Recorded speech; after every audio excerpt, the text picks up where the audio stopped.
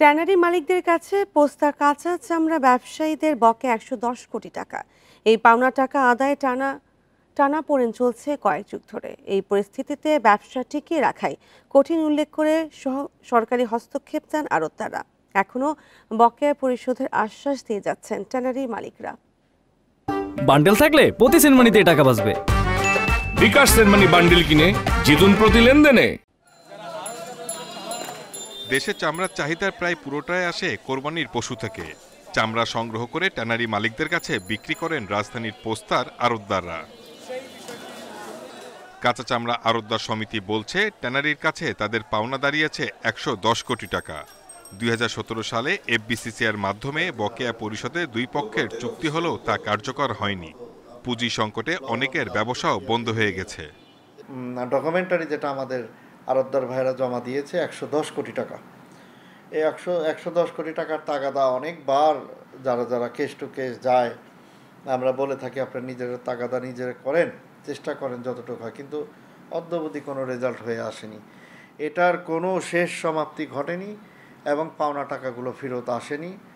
সাভারে কারখানা স্থানান্তর ও রপ্তানি কমে যাওয়াকে সংকটের কারণ বলছেন ট্যানারি মালিকরা।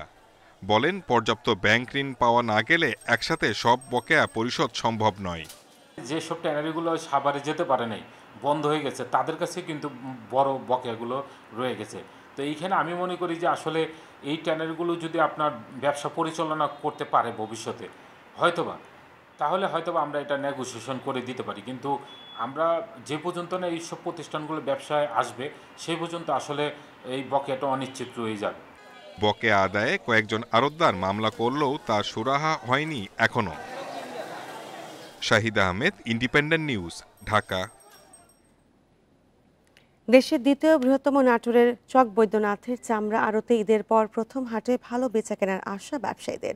পশুর চামড়া সংগ্রহের খবর জানাতে নাটোর থেকে যুক্ত হচ্ছেন সহকর্মী বাপ্পি লাহিড়ী। এবারে নাটোরের চামড়া সংগ্রহের পরিমাণ কেমন, কি বলছেন ব্যবসায়ী ও আড়তদাররা?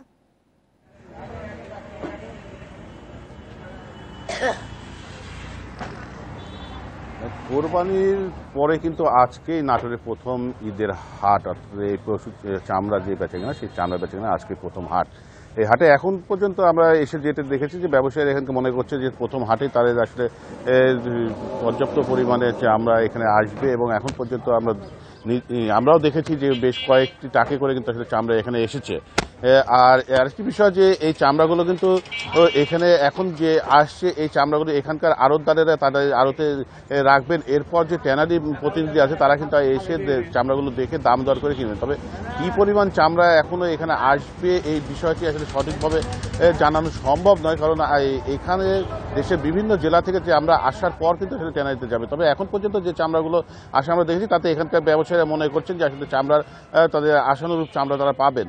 আমি যদি এখন আপনাদেরকে দেখাই যে এখানে যে চামড়াগুলো এসেছে, আমার এই ট্রাকটিতে বাগেরহাট থেকে কিন্তু এই ট্রাকটি নাটোরের চামড়া নিয়ে এসেছে। এখানে একটি ট্রাকে প্রায় ৮০০ পিসের মতন চামড়া রয়েছে, যে চামড়াগুলো কিন্তু ওই বাগেরহাটের যিনি চামড়া ব্যবসায়ী ছিলেন তিনি কিন্তু আসলে প্রতিটা চামড়া যে ৫০০ থেকে ৭০০ টাকা দরে ছোট চামড়াগুলো কিনেছিলেন, কাঁচা চামড়া।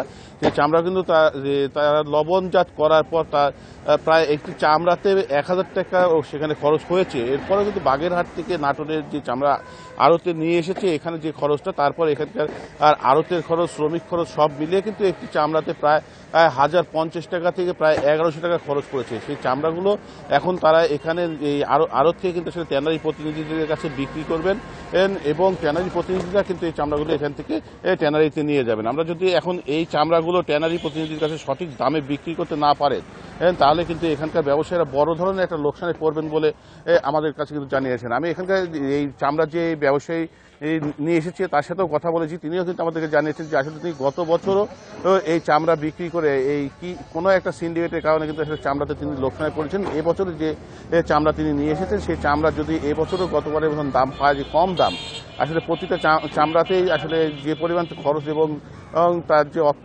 ব্যয় করা হয়েছে সেই ব্যয়ের তুলনায় যদি চামড়ার দাম না পায় তাহলে কিন্তু আসলে তিনি এবারও লোকসানে পড়বে। তবে এখানকার ব্যবসায়ীরা যেটা বলছেন যে তারা সারা দেশের মধ্যে কিন্তু আসলে সর্বোচ্চ দামে নাটোরের ব্যবসায়ীরা কিন্তু চামড়া ক্রয় করছেন, যেখানে সরকারি দাম বেঁধে দেওয়া রয়েছে সেই সরকারি দামে কিনছেন। সব মিলিয়ে এখানকার চামড়া ব্যবসায়ীরা মনে করছে যে তাদের যে লক্ষ্যমাত্রা ছিল যে প্রতি বছর দেশের চাহিদা প্রায় 35-40% চামড়া তারা ট্যানারিতে প্রেরণ করেন, এবছরও তারা তাদের লক্ষ্যমাত্রা পূরণ করতে পারবেন।